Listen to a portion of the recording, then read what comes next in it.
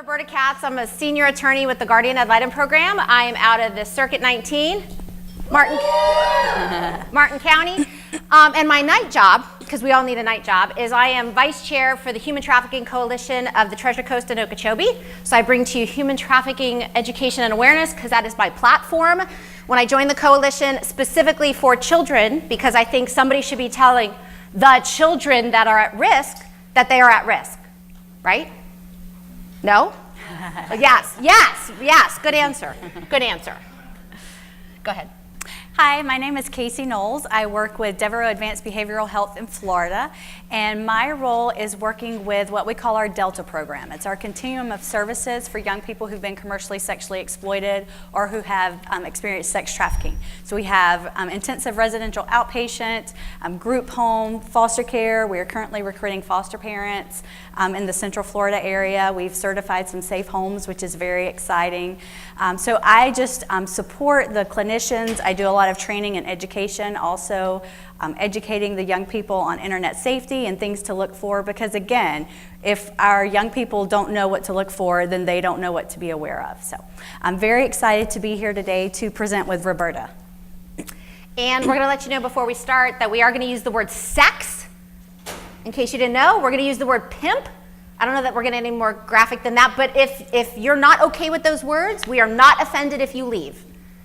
Nobody laughed. Okay, so what's a pimp? What's a pimp? Oh, I'm very interactive. None of this raising the hand. What's a pimp? Someone tell me. Someone who manages prostitutes. Someone who what? Manages prostitutes. Oh, good one. Very legal answer. Manages. Did you see that word? Manages.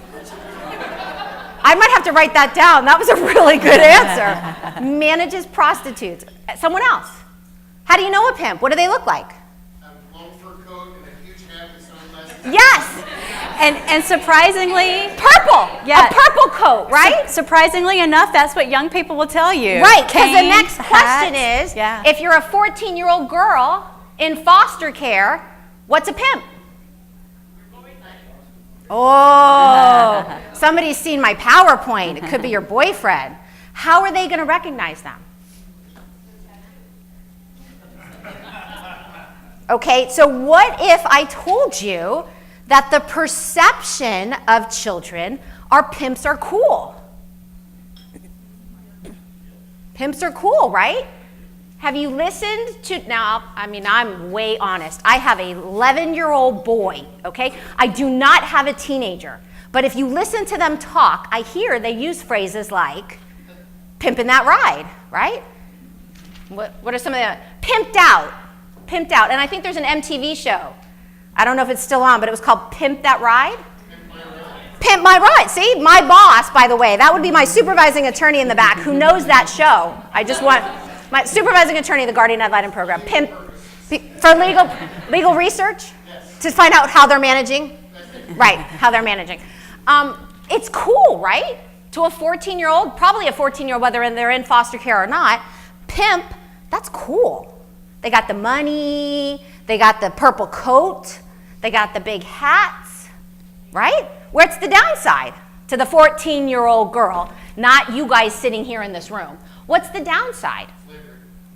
No, to the 14-year-old girl, nothing's coming to mind, right? That's the problem. We have to change perceptions.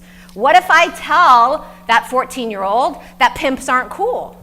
Oh, I might not be cool then, right? So, have you ever had a child, I mean, I'm sure we all have, a child on your caseload from runaway, right? They run away. When they come back, DCMs, I call it a debriefing. I don't know what you call it, where they meet with the child, they take them to the doctor, but they talk to them. Where were you? What did you do? How did you eat? Where did you sleep? And the 14-year-old girl will say, I had a place to sleep because I traded sex for a place to sleep. And then I traded sex to his friend for a pizza. That's human trafficking. There's no pimp involved. They've trafficked themselves, but that's human trafficking. We have to know how to explain that to 14-year-olds. 13-year-olds, 15-year-olds. I'm using the 14 as a general, but we have to explain to children. Would you agree with me that no child wants to sell their body for a sexual act? Agreed, right? Oh, I like you. You're very responsive. She knows the Socratic method and how it works. She knows her friend's going to get busted if she doesn't answer my questions. Traffickers, though, are very manipulative. Do you think that 14-year-old who traded sex for a place to sleep and a pizza thinks they were trafficked, if they even know what the word means?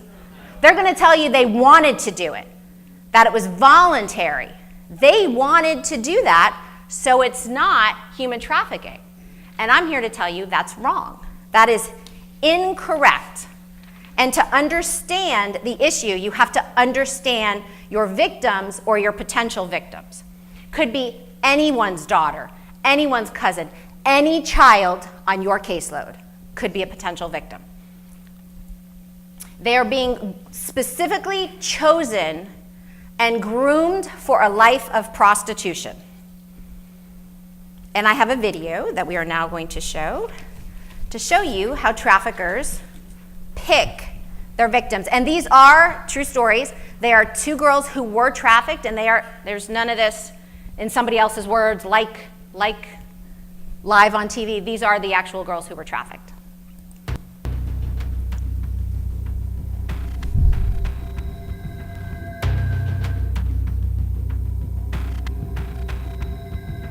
We're working with what we have, and I was like, what do we have? And she's like, your body. I didn't know about sex trafficking until I was in the middle of it. After a while, you just kind of get used to it. Like, everything that goes around just doesn't seem out of ordinary to you. We really believed that she was getting ready to be sold.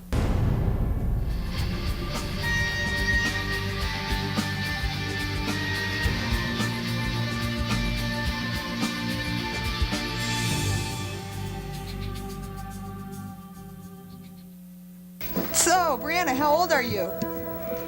5 and a kid's taking welcome.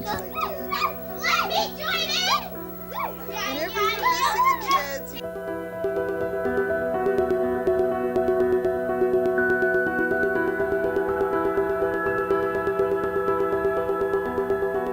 I think the most common way we've seen these traffickers or pimps get involved in these girls' lives is they pretend to be an older boyfriend. And really, again, we're talking about young girls that could be 12, 13, 14 years old, and perhaps they've never had a boyfriend.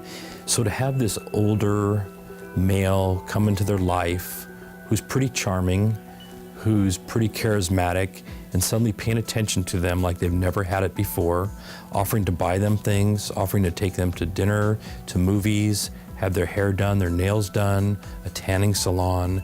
This connection's made, and these young girls actually fall in love with these guys and believe that this guy loves them back. And then one day he asks for something, and even though she doesn't want to do it, she's so worried about losing him that she will. And once he's had her do it once, he pretty much can control her from then on, through shame, through drugs, through threats about family or physical beatings. But the reality is it can be any girl. And we've learned that through experience, unfortunately, that girls from good homes, girls that have good grades, do all the right things, can still be exposed to this. The 17-year-old girl that I'm familiar with, her name is Brianna. And Brianna comes from a small town, was an A student, an athlete, volunteered in her community, was a cheerleader, and attended college while going to high school. And she came into my life through a phone call I received on a Saturday night. My name's Brianna, and I didn't know about sex trafficking until I was in the middle of it. I'm sure you're like me, where you think that sex trafficking wouldn't affect your life, but I'll tell you my story. I was from a small town and just really enjoyed being a part of the community. When I was in high school, I actually took college courses because I knew that I wanted to be a nurse. I was really excited about getting my education started, and I knew that I could really focus myself while I was in high school to get those A's I needed in college. I was waitressing and just doing a good job. I was always really friendly and would have conversations with my customers. What I didn't realize was that one of my customers, he was gathering information about me through our innocent conversations, where I was going to school, what my family was like, you know, what I wanted to be. He was gathering information about me to eventually use it against me. I was just at work one evening, and some guys came in, and they were really cool. One, his name was Nick, and he was like 24. He played football at a university. He was tall and blonde, and he was super funny. We were just like laughing the entire time that he was having his meal. He told me that he was from Seattle, which I thought was just a coincidence. And I told him that, you know, wow, I want to move there. And we were just flirting the whole time, and he was telling me how beautiful I am and making me feel good about myself. At the end of the conversation with Nick, he gave me his phone number, and we talked for quite a bit of time. I made a choice that night, but I found out that they actually had chosen me.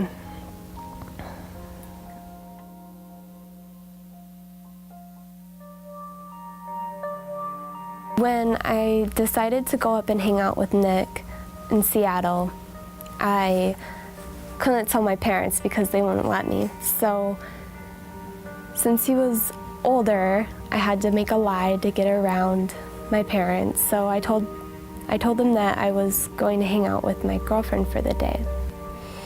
When I got to Seattle, I pulled up to a gorgeous house. It was Victorian style, and it had a lake view. I was blown away. I didn't realize that when I was meeting his friends, they were actually shopping me. And they were seeing if they wanted to buy me or if they knew somebody that might want to buy me. So I didn't realize that his friends were traffickers too.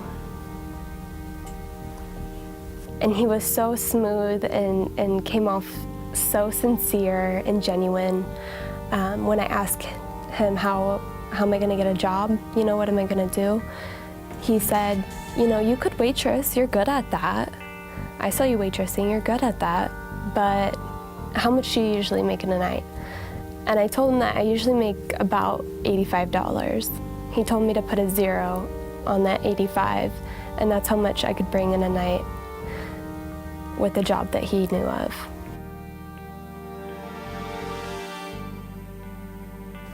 He told me that his ex-girlfriend was a dancer and that it was really easy and that I could probably do it. And for a minute I considered dancing. I was thinking, well, probably isn't that bad. And then he said, okay, let's go to the strip club. I felt like if I didn't go to the strip club with him, that he would look at me as just a child, as a kid.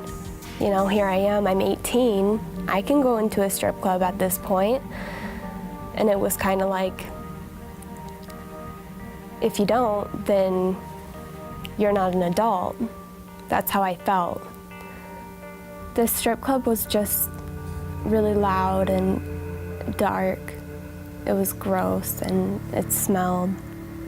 It didn't feel very comfortable, and you know, it's like everything has this like sticky look to it.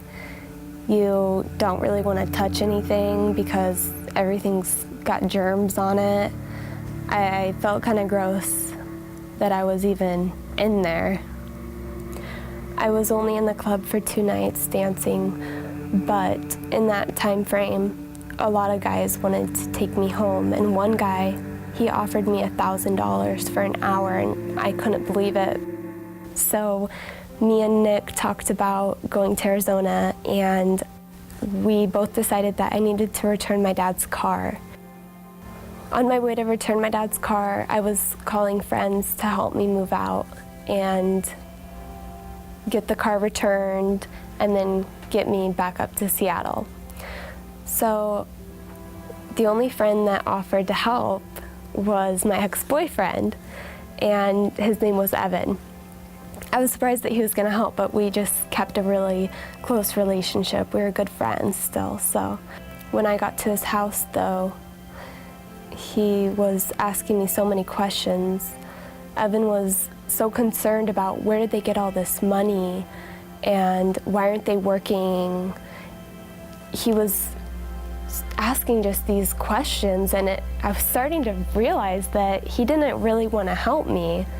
And then I realized that he was trying to talk me out of going to Arizona and moving out. And so I wanted to go. I wanted to leave. So on my way of walking out of Evan's door, his parents were there.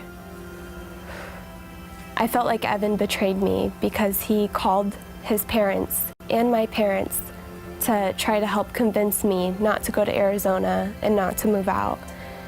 And, you know, here I am, given all these opportunities to go to school in Seattle.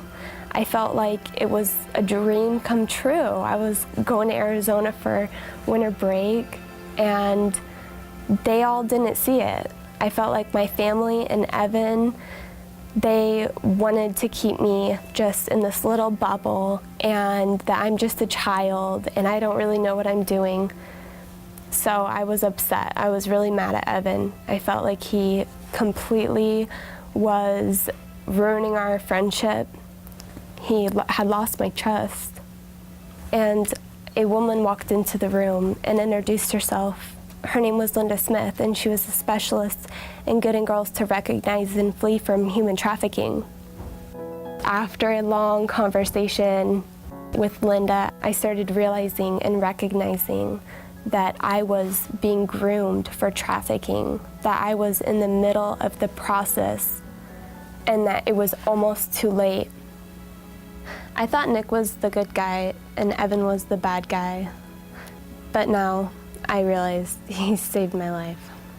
Nick was grooming me to be trafficked.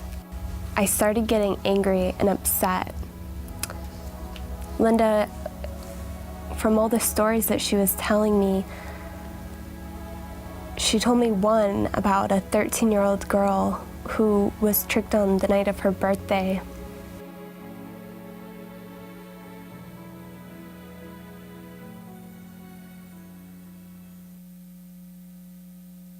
Monday through Friday, never wanted to miss school. I love school, I love being around my friends, and my science class was my big thing. We were walking down the street, coming back from the little corner store, and there was these white guys out there, saying, yeah, there's a party. You guys should really come, and you guys would have fun. We were like, okay, well, we're going into 8th grade, we might as well get our first party out. You know, let's just go have fun. It was just a quiet neighborhood. And so we were like, you know, it's cool. I mean, what could possibly go wrong? So we were like, yeah, this is harmless. It's like one of those ones you see in a movie. It was fun.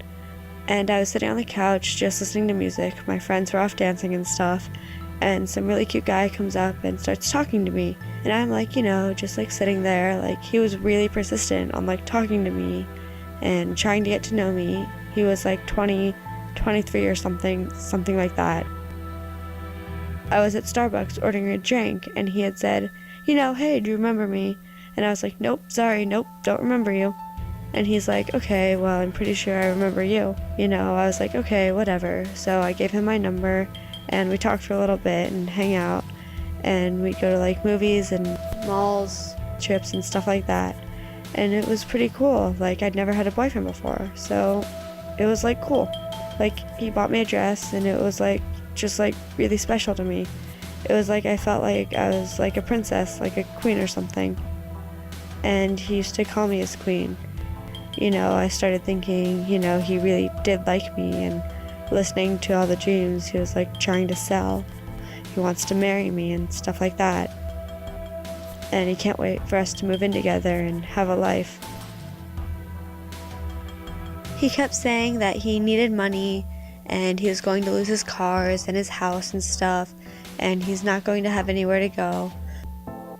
So I was like, I'll help you, whatever. And so we went to the strip club, and it was just super uncomfortable. So I went out of the room and he started yelling at me and I was like, I'm not doing that, I want to go home. And he wouldn't let me go home till my shift was over. I was 13 when I started in the strip clubs.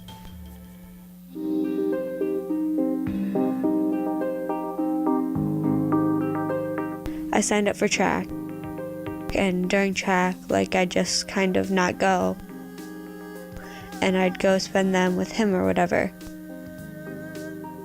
And then I started going to strip clubs for him, and what I'd do is we'd go to school on the bus, and then right when I got off the bus, I'd just kind of leave and go meet him down the street or something. And then just as the buses were pulling up, I'd be back on the bus, so it was like I went to school. And I'd leave for weekends saying I'm at my friend's house, and whenever my mom would call on my friend's phone, we'd just three-way call it so it sounded like we were together because, my friends would cover for me. I was on the phone with him and he was cussing me out, saying, he didn't know why I even bothered with school. I wasn't going to be anything because that's who I am. And I hung up the phone and I kind of dropped a couple tears. And I had this friend, Jordan, and she was like, why would you believe somebody saying that they love you when they treat you And I really didn't have an answer for that back then. He loves me, that's all I could really think in my head.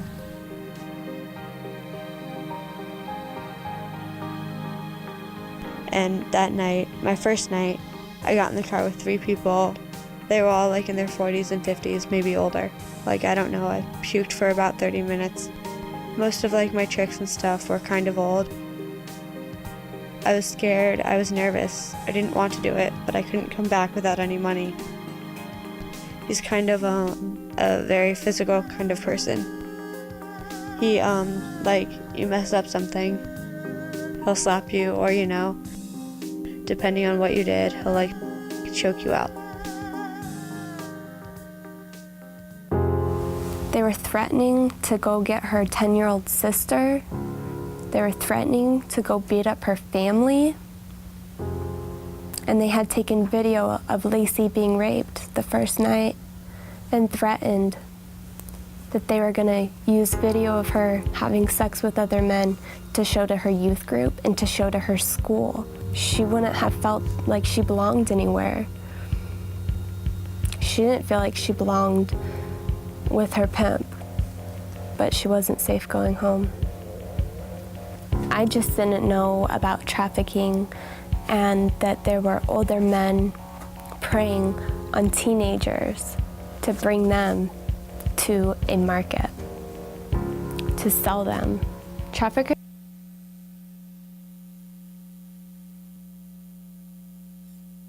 think they're more at risk than other children. Why is that? We all know. Why is that? Lack of love, attention. Lack of love and attention. They need the attention. How about the money? The promise of money, right?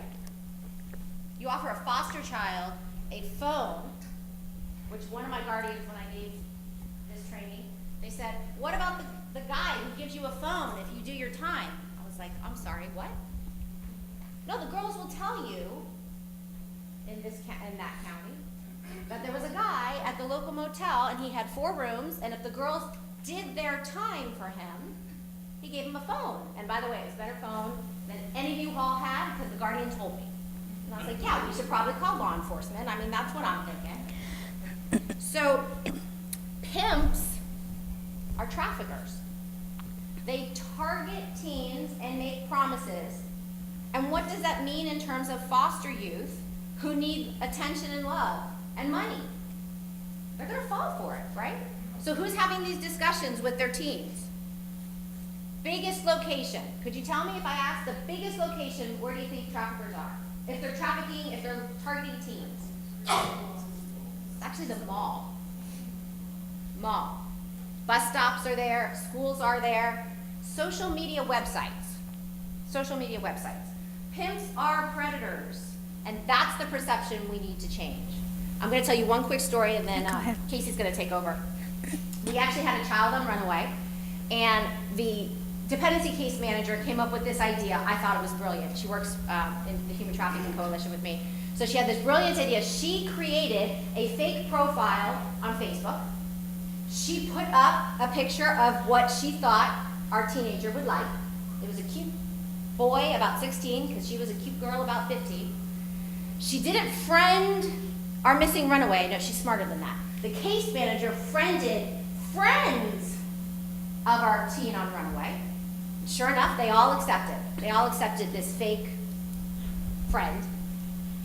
And then she waited. She was posting a few comments. She waited a couple days, and then into the inner message, the private message through Facebook, RT, and said, I don't use it, can you tell?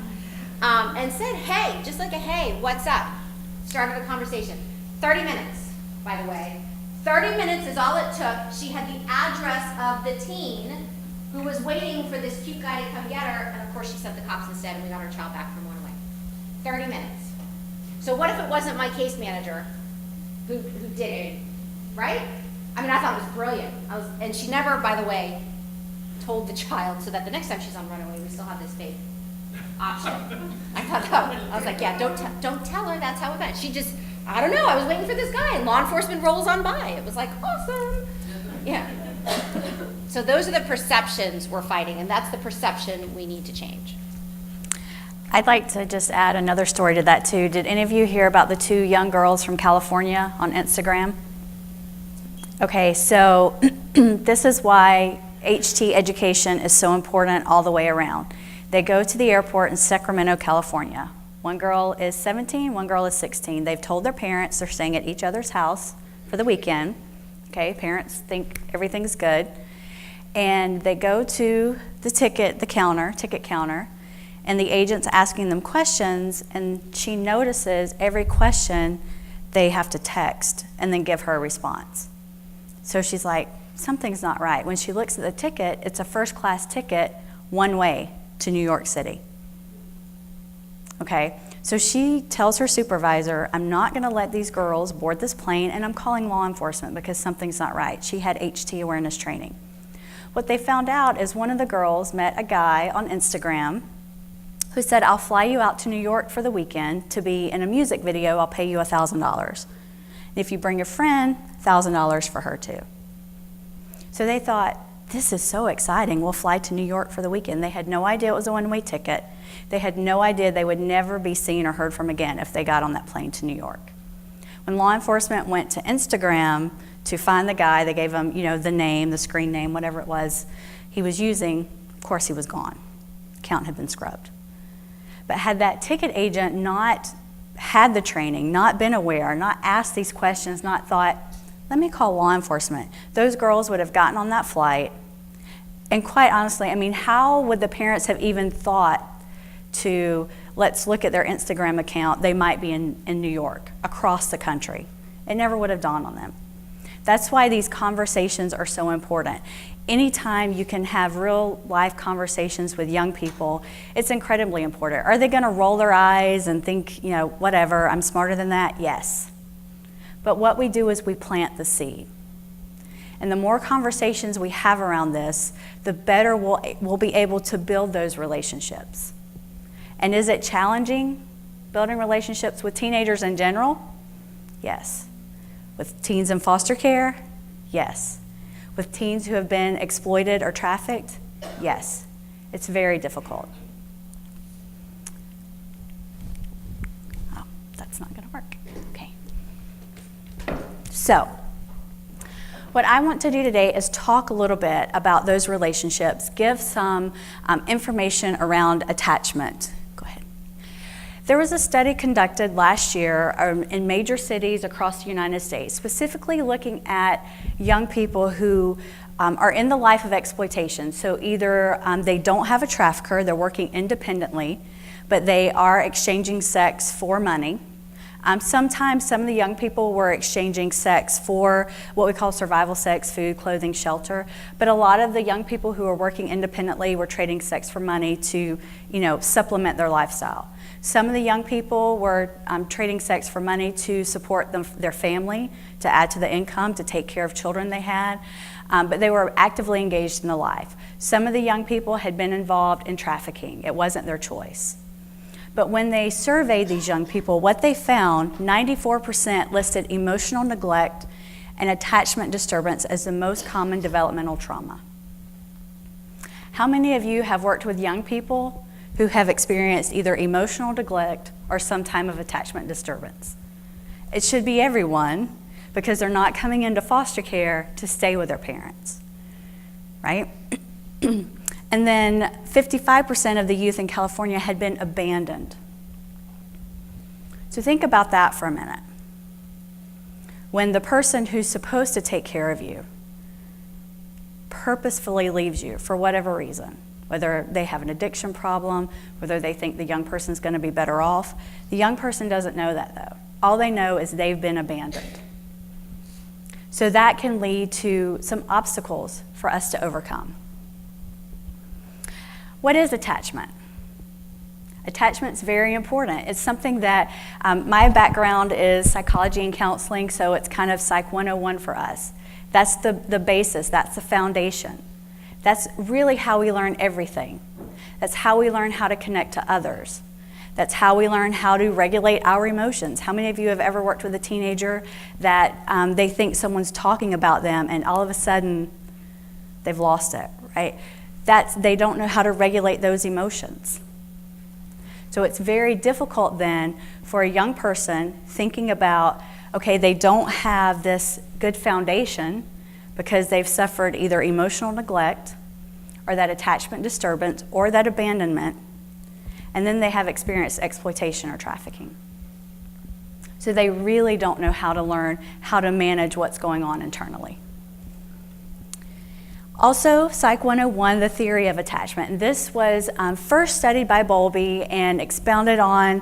How many of you have ever heard of Rhesus monkeys and the babies clinging to their mom? So that's where they started, the importance of the mom in the attachment.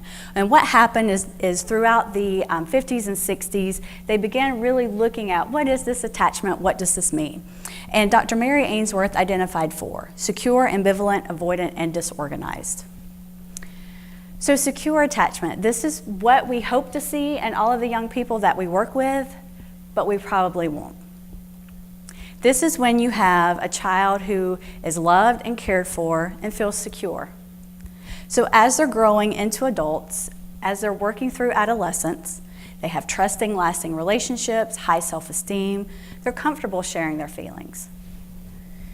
Now, teenagers in general aren't going to say, yes, let me tell you everything about myself. But they're generally able to develop relationships where they can talk about their feelings, where they can, broach a subject, whether it's with a friend or a trusted adult, but someone they can talk to. And they seek out that social support. That social network is very important. Which also, when we think about young people who have been recovered from exploitation, what are we taking them out of? Security. They have a sense of belonging. You ask a young person who's been involved in trafficking, they'll say, I've never felt more free. I've never, I had this family. They call it a family, right? So when we take a young person out of that situation, is it necessary? Yes. But we need to be sure we are really advocating to replace that peer support system. That we are helping that young person, that we're helping the case manager, that we're helping the foster parents, that we are finding ways to supplement that peer support, because that social support is very important. Ambivalent attachment. So as children, they're wary of strangers. They become distressed when their parents leave, but when the parent returns, they're not really able to be comforted. So with this attachment, we see how a young person, as they're developing that reluctance, and we can see this with the mild forms of neglect, where they don't really trust that parent to follow through on their promises. So again, it's really important for us to be that person who follows through on those promises. Don't promise what you know you can't deliver. And if you're not sure if you can deliver, say, I don't know. Because that's what they're expecting us to do, is to not be able to deliver, to let them down one more time. Okay? Avoidant. They don't seek out contact or comfort. This is the young person who you may hear, oh, they have reactive attachment disorder. Because they really just don't care emotionally. They can have friends or maybe not have friends. It's just no big deal. Have you ever worked with a young person who you think, no matter what I do, it's like they don't care? Yeah. And this is why, because again, that caregiver has been really inconsistent. Maybe has shown them some comfort and care, but not consistently enough where it makes a difference. Now, do young people who show the avoidant attachment, are they going to be that way forever? No. We've actually worked with a young person for quite a long time, and it's amazing when you put that consistency and that support in there, the things that they're able to achieve. And then disorganized. This is really what we see a lot of for young people in foster care, where the person who's supposed to be their caretaker, their guardian, is the source of their abuse. So it makes it really difficult for them to make meaning of their experiences, to connect with others. And then when we think back to that abandonment, that emotional neglect, all of those things that young person has experienced, we also know a very large number of youth who've been exploited. It's somewhere between 70 to 90% have also experienced sexual abuse. So again, they have a lot of traumas that have happened to them. What's the last thing they need in their life? One more person who says, oh, you can trust me. I want to help you. Because we learned from the film Chosen, what did Nick say? I like you, you're smart. Lacey's trafficker remembered her, sought her out. And again, these two young people were going about their business. They were just, going about their day. They weren't trying to be rebellious. They weren't trying to get into trouble. And it's really easy for us sometimes to think of foster youth as consistently trying to get in trouble. But what we know is when they have disorganized attachment, when they have these multiple traumas, their brain really can't figure out what those risk behaviors are. The brain has a really hard time recognizing, okay, that's dangerous. I really shouldn't do that because I could get in trouble. That could be bad for me. Because the brain is disorganized. So if we can think about the behaviors that we see from young people who've experienced exploitation, or really even young people who've been in foster care, if we can separate their behaviors from who they are as a young person, that's going to help us not take things personally. It's going to help us work with that young person a little more effectively. So some of trauma's effects. Again, like I said, they don't recognize their situation as being traumatic or exploitive. You can ask a young person, did you exchange sex for that tattoo? They can say yes. Are you a victim of exploitation? No. Because they chose to. Like Roberta said, they believe they're entering into this relationship, and so it's their choice. They don't see themselves as a victim. Now, when you ask a young person who's continuously experienced the abuses of exploitation, have you been traumatized? They're going to say no. But what are the behaviors we may see? Running, that's number one.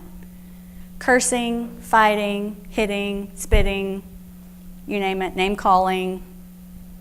All of those behaviors are going on, but they're going to say, I wasn't abused, I wasn't traumatized, because they don't recognize it. So we as the adults have to be aware, okay, they're showing these behaviors because of what's happened to them, but it doesn't mean they're a bad kid. It doesn't mean that we're going to do things any differently except help them learn how to manage these behaviors, except be that consistent, supportive person in their life. So with some of these behaviors, actually all of them, really, it's hard not to take it personally. Have any of you ever been cursed at by a teenager? Raise your hand. Yeah. My husband, I've worked with in residential care since 2003. And my husband asked me one day if I'd ever been cussed at, and I was like, yes, of course. Like, that's the craziest question I've ever heard, right? I've been called all kinds of names. But it's hard not to take it personally sometimes. But that's why it's important that we remember these things. They're reenacting patterns or relationships from the past, which may have been chaotic, but it's familiar. How many of you have worked with a young person who's been a victim of exploitation?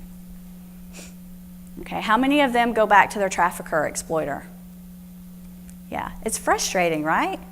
We think, why are they doing that? Or you get them placed into this wonderful placement that's safe, and the next thing you know, it's like, they did what? They're turning over tables, or we think this crazy behavior. It's because the safety is too much for them to manage. They need the chaos because it's familiar. Again, that brain's disorganized. So they're going to what's familiar. Once they can kind of get this whirlwind going, they're like, okay, this feels better. Now I can relax. Increase their interactions with you, even if the attention is negative. I had a young person tell me one time that she was a victim of exploitation. She said her case manager only calls when she runs. She's like, when I'm doing good, she doesn't care. So she knew if I want to get my case manager's attention, if I'm asking for something and they're ignoring my calls, I'm going to run. That's going to get their attention so I can get my need met. So remembering that, when things are going well, when it's like blue skies, smooth sailing, to continue to engage, support, have those conversations. It's not a time to just kind of kick back and say, okay, things are going well. We really want to even engage more when things are going really well for that young person. They keep people, including all of us, at a distance, both physically and emotionally. How many of you have worked with a young person who, within the first 10 minutes have blurted out something that's so, whether it's explicit or graphic or, profane, they're like the most crazy thing they can think of, they're going to shoot out at you just to see what your response is, right? I had a case manager tell me one time they were working with a guardian ad litem, and the young person said something, I can't remember now, but some sexual act she described pretty graphically. She was also a victim of exploitation. And she said you could see the guardian ad litem's face just kind of turn white. And the case manager was like, oh, we lost her. Because that young person knew that got him. I can put up that wall, I can say, use this language, use this terminology, be this person. I'm going to keep you on the other side of that wall, and that's going to keep me safe. And that's just their own protective mechanism, because they've learned they really can't trust people. In the world of exploitation or trafficking, it's, I got to take care of me. That's how they learn to survive. So when we see those behaviors that seem, like manipulation, yeah, because it was about survival at that point. Can you go back, please? To prove on an unconscious level that sooner or later you will reject me. Because they've been rejected numerous times. So they're just expecting that from you. To vent frustration, anger, or anxiety. How many of you have heard of the speaker Josh Shipp, former foster youth? Yeah. He has a YouTube video, and he says what young people don't talk out, they act out. So when they can't put words to everything that they're feeling, when they can't put words to that disorganized thinking, they're going to act out those behaviors. The Child Protection Summit last year, the year before. Yes, yeah, yep. Yeah, and he's actually going to be at the FCC conference in Boca. So, yeah, and if you can, it's SHIPP. He's phenomenal. It's a great video. I encourage you to watch it. And then to protect themselves. So how do we change this cycle? We have to be consistent and genuine long enough. And I tell this to foster parents because, again, it seems the number one coping skill for a survivor of exploitation or trafficking is to run. That's their first response. When they feel overwhelmed, when they feel unsafe, when things are going too well, they're going to run. And what I tell foster parents is when you think, okay, I'm done, I can't do this anymore, just wait 24 hours. And then the next day, wait 24 more hours. Because what we found out is when you can be consistent long enough, then what happens is the runs will get shorter in duration and farther apart between runs. Because they're realizing this is a person I can count on. This is a person I can trust.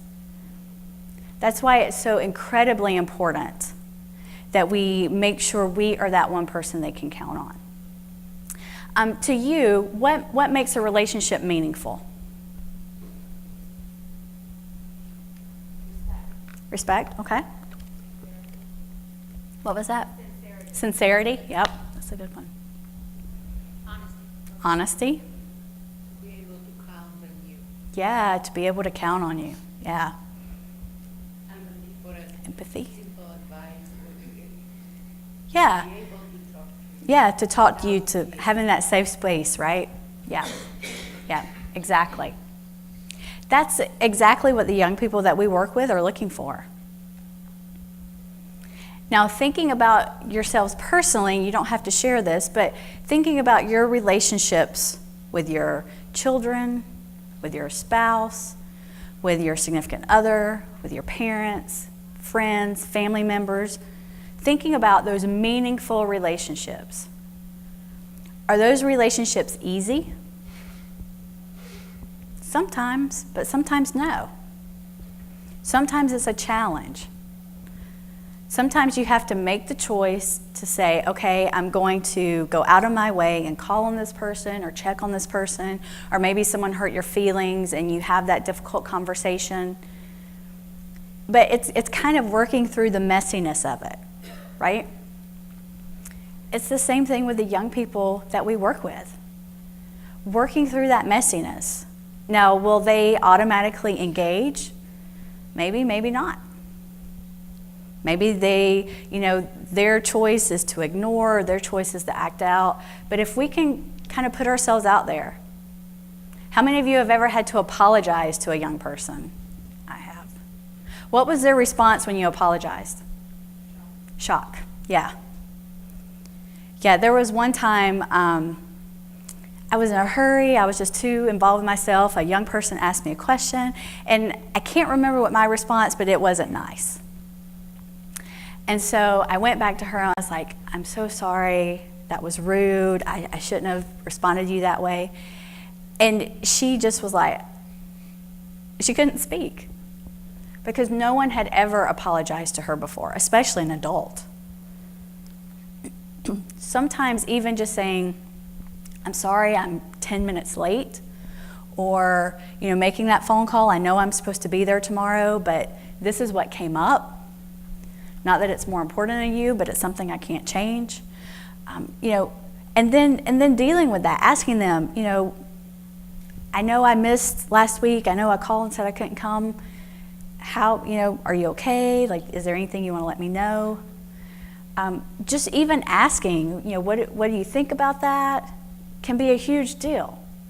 Because how many times do young people in foster care get asked, where do you want to go? Where do you want to live?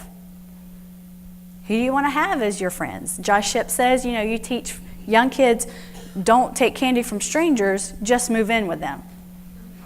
Right? It's true, right?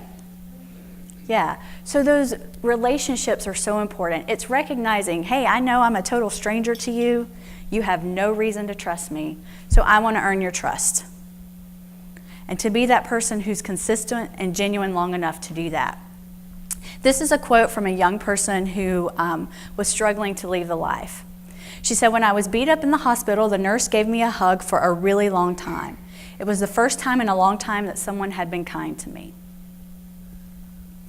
Now with this quote, she was still involved, actively involved in sex trafficking. But someone was kind to her, and she remembered that. When I do this training for clinicians, I say it's never, oh, that treatment modality saved my life, right? Who cares? I mean, it's important, but who cares? It's about the relationship. It's about that foundation. How many of you are familiar with stages of change? It's okay if you're not, because that's my counseling world. But it comes from work with substance abuse. And the concept is everyone is in a stage of change. I mean, how many of you have ever tried to put yourself on a budget or go on a diet or, change something, right? There's this point where you're like, I don't have a problem. I can eat whatever I want to. I can have lunch from Wawa. Everything's good. Then you go to the doctor and say, your cholesterol is high. And you think, my cholesterol is not high. No problem. I don't have an issue. That doctor has an issue. That doctor cares. I don't care. That's young people, typically, who have been involved in exploitation. We call that pre-contemplation. They don't have a problem. Everyone else has a problem. I'm not going to change anything. You can put me in this residential program. I don't care. I'll run. You can put me in this foster home. I don't care. I'll run. I'm going to do it. I'm not going to go to school. I'm not going to do blah, blah, blah, blah, blah, right? Because the young person says, I don't have a problem. My life was fine until you people took me from where I was happy. Now, if we can get that young person to a place where they say, well, I mean, maybe I don't want to go back. It'd be nice to see, so-and-so again or check out the neighborhood. But I'd also maybe like to go to school or graduate or get a GED. If we can get that to that place, that's huge. That's 90% of the battle to get them to leave the life of exploitation or trafficking. But how do we do that? It's through relationship. Because unless we're consistent and genuine and constant, then whatever we say is not going to carry any weight. We haven't earned their respect. We haven't earned the ability to speak into their life. I mean, how many times have you even had a friend who's given you some advice and you think, who are you to tell me that? Look what the mess you got going on, right? A young person's not any different. When we can go to them and say, I know I'm just another person that you've met in the past month. When you think about all the people involved in a young person's life, it can be a bit overwhelming. So recognizing that, saying that, hey, I just want to get to know you as a person. I'm going to care about you more than the success of you. Now, you don't have to tell them that, but think about that for a minute. You care about more about the individual than you do their success. What does that mean? Yeah, absolutely. You take the whole package. So when they get expelled from school, you can be disappointed, but I still accept you. When you run, I'm worried about your safety, but I still accept you. I can be angry at your behaviors, but I still accept you. That genuine care and concern is what's going to come through. Okay. So do y'all have any questions for either me or Roberta? Anything about working with young people? Yes?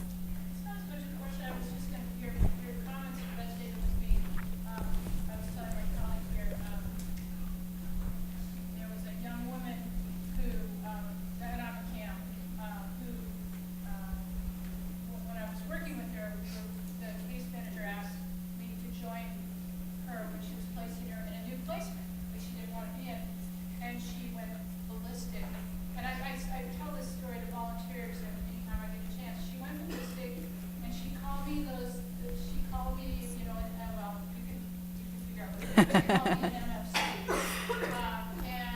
I just remember taking that in and saying to her, okay, I don't need to hear this anymore, so I'm going to walk away. And I got in the car, and about 5 minutes later, she's up talking to me on the phone, saying, in complete normal tone, hey, next time you come by, can you bring me some deodorant? And it's to me a very humbling reminder that it is nothing personal. They are just lashing out.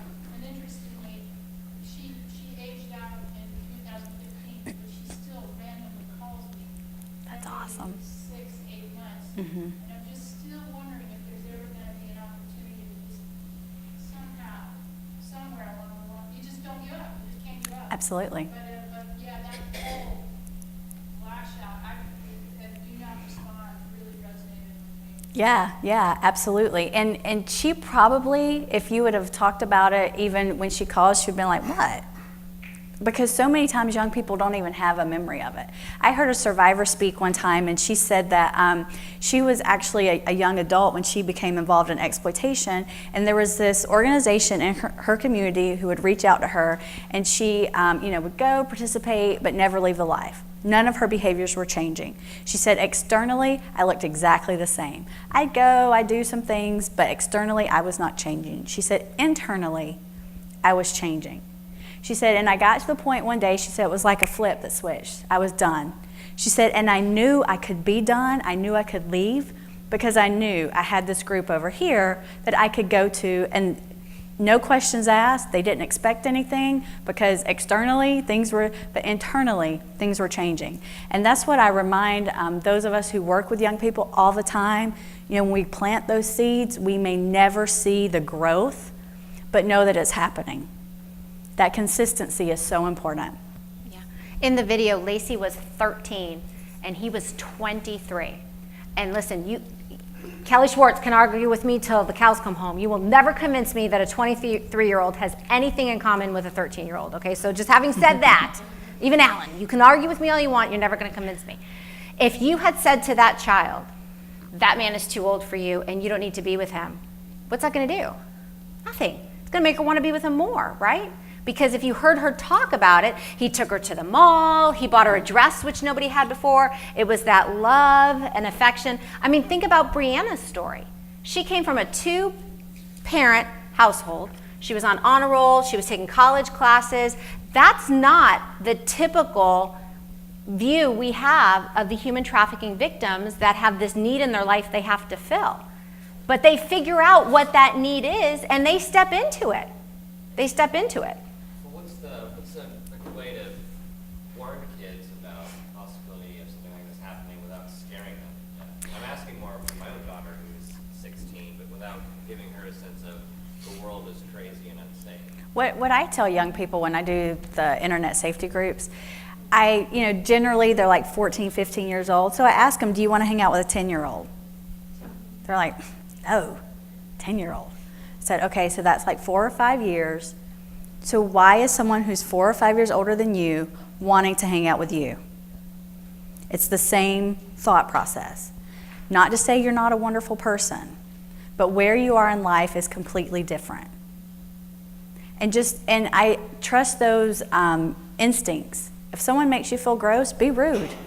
Especially for young girls. It's really, oh, I didn't want to be rude. Be rude. It's happened with my daughter in the mall. She was with one of her friends, same age as her, and a man was following them and sort of saying, well, you haven't complained yet, so I guess I'll hang out with you. And that's when they knew enough to get out and just go anywhere, and they did. And Right. It's scary, but This presentation, my portion of the presentation, the perceptions and the pimps and the video even, is made for teenagers. It's made for ages 12 and up. We have been using it in Circuit 19 to show to foster children. We've approached the school boards to use it in the schools. So it's made for children. Again, ages about 12 and up. So it's about having those discussions. We talk about butterflies in the stomach. If you have those butterfly, trust your instincts. If something seems wrong, say something. If you see something, say something. If it doesn't seem right, it probably isn't. I think it is a fine line, and I don't have a 16-year-old daughter. Thank you. If I did, I'd send them to your house to figure it out. I don't know how to get to that line and cross it, and that's why Casey's probably better to answer that question. But this is the presentation for them. It's about perceptions, and if you notice, I think I used the word human trafficking to you guys, but when we do it with the students and the children, we don't use the words human trafficking. We don't. They don't understand that word. But when we went to, and if you guys know it, Hibiscus in Vero, which has they've had it. And it was one of our first presentations. It was me and the co-chair. And we went in there and we said the word pimp. And they were like, woo! And they were all laughing. And they were having this grand old time. And I'm like, what if they're not cool? And they were like, what do we say now? And so we did not get a lot of heckling, which I envisioned. We were ready. We were ready for heckling. And we were just going to have to let it roll off the back. We got a really good response because we asked them, what do you think? What do we need to change? what do we do? And they were like, you need to keep telling people. You need to keep telling, because I'm worried about my baby sister and where she's going. And so that was 16-year-old boys and 15-year-old boys saying to us, well, now I'm concerned where my cousin is, and I'm going to go call my cousin, and I want to talk to my sister about this. Will you talk to my sister, or should I talk to my sister? I was like, you should talk to your sister.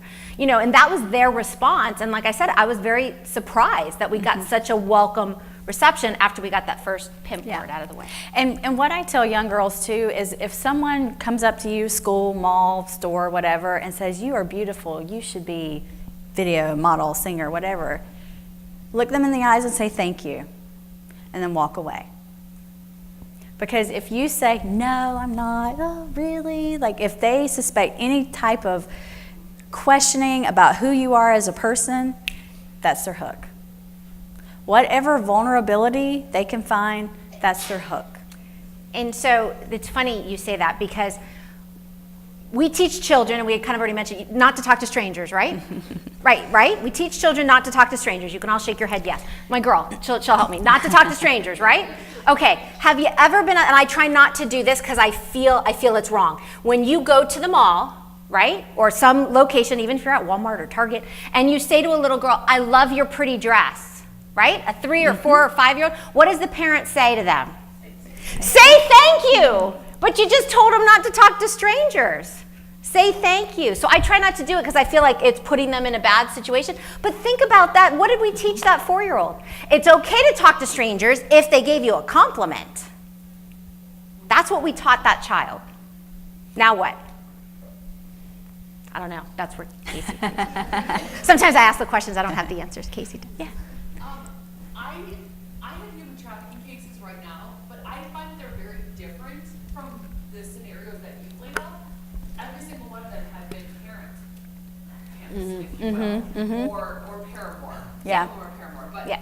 How do you address that with kids? That's hard. Hey, I'm sorry that your mom was making you do this so she could use her boyfriend's phone. That's one of my cases. Right. I don't know how to approach this, because they've completely lost trust. Obviously they're going TPR, but the kid is so emotionally damaged, and honestly, there's no therapy that I can think of that we've found successfully to help these kids when it's mom either failing to protect or mom pimping her out, or the paramours. Interfamilial pimping. It actually has a name, which is a little scary. Yeah, a little scary. Yeah. That's in the HT 101, so we didn't cover it. But interfamilial pimping.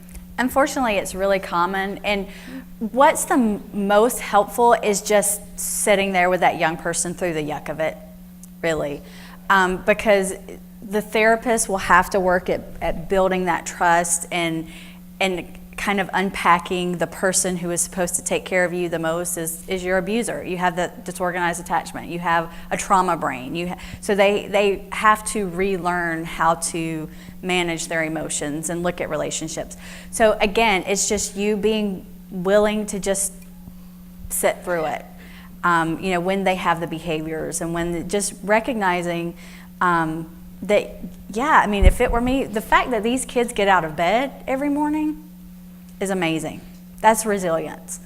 So any little thing that you can recognize that they're doing well, recognize it, acknowledge it, remind them of their strength, remind them of their worth, remind them of the things that they're good at, things they want to get involved with, because that's one of the most difficult, is when you have that parent who has ultimately failed that young person. And can I ask a follow-up?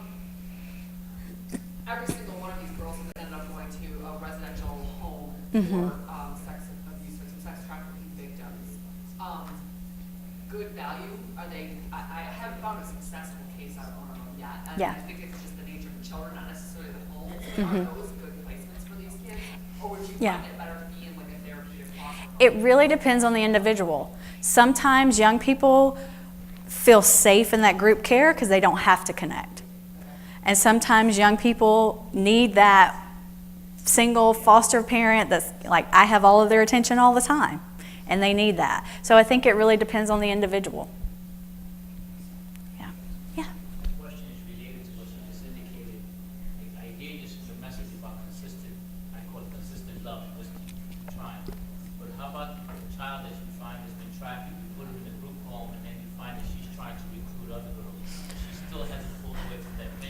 and she's trying to recruit other groups. How would you approach that? And my follow-up question to that is your same recommendation to the girls the same as for the boys that are being trafficked? Boys look a little different because it tends to come from a different place. But when you have a recruiter, trauma bonding is what we call it, when you have that younger female who has the older male or even female pimp, trafficker.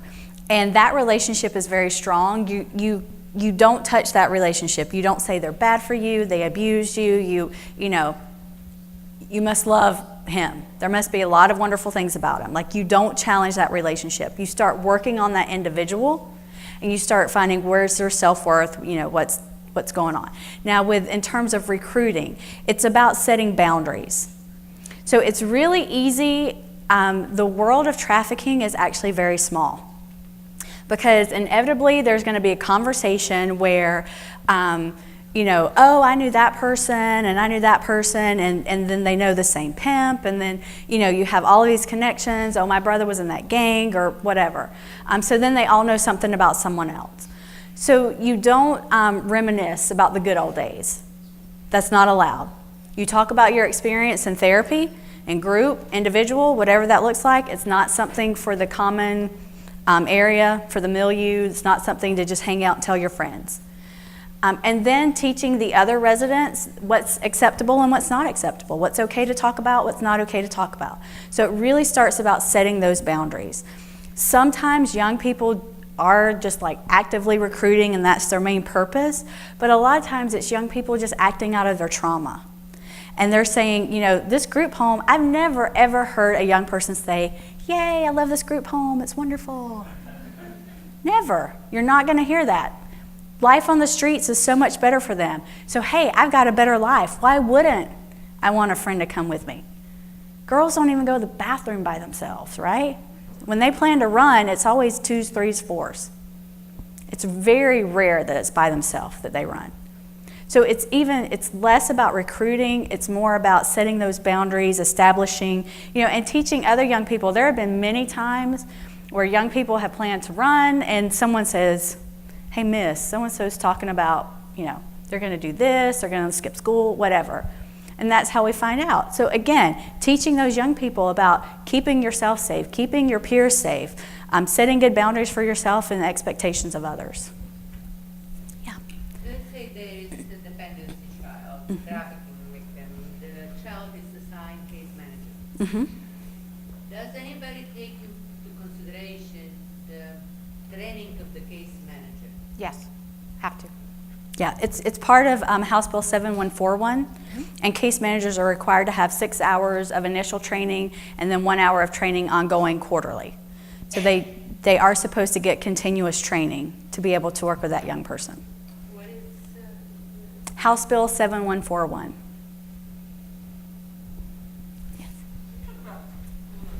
So what's the effect on these kids and how is it approached when they're asked to testify?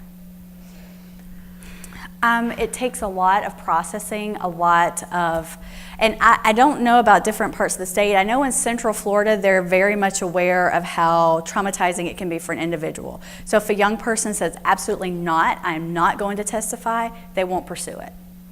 But if part of them wants to and part of them doesn't, you really have to just talk a lot about what we call grounding, making sure they're not dissociating on the stand because that's part of their experience, helping them manage those emotions, keep themselves regulated, because it would be the defense attorney's dream if he asks the young person one question and they fly off the handle and then so it's just really a lot of preparing and assuring that young person that, if this is something you want to do, we're going to support you, we're going to be there, we'll give you the tools to help you do it. Yes? What percentage of males versus females? It's very small in comparison. In the state of Florida, and I don't have the 2017 statistics, but 2016, it's something like 92% female, 8% male of reports called into the hotline of verified victims. So it's very, very small. I think a lot of that is around awareness. We just don't realize that young men who are on the street exchanging sex for food, clothing, or shelter are victims of exploitation. It's very rare that male victims have a trafficker. It's usually they're working independently, but they're working independently because they've been kicked out of the house because they tell their parents they're gay, or they've been involved in abuse, and they run and they find safety on the street, safety in numbers, or so it looks different for males than we typically see, just because you don't usually have that trafficker. So it makes it difficult. With that being said, it's not out of the question. We have worked with boys who connect with an older female online, and that older female asks them to do things, to trade sex and give the money to the older female. So it does happen. It just typically looks differently between males and females. Last question here. She has had her hand up. I'll just go back around and ask. What happens that kind of piggybacking off of the parent situation? So it's a tiki-yard mom. Every time the kid runs, she's running back to mom, who's may or may not be trafficking her, but the child is involved in human trafficking or trafficking. But she won't separate from mom. There's no breaking that bond. She goes to one placement, another placement. She's always running away. She runs all the time. Like, what do you find it takes really to?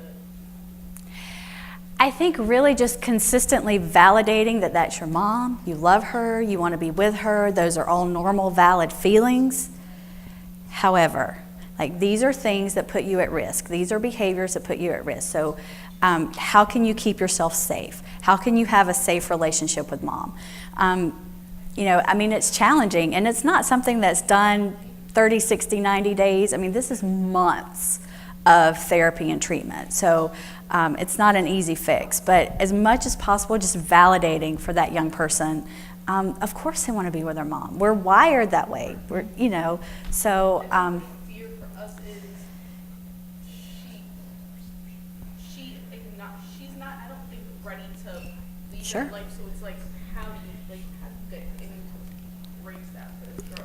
And there's no way to do it other than therapy. There's just not. If you can try and find somebody who's specialized in human trafficking victims, but that's really your only option. And it's scary for adults, because you just have to be that person who says, I'm here for you, I care about you, I'm here for you, I care about you, please don't run, I worry when you run. These are some unsafe situations, but you just have to wait for that switch.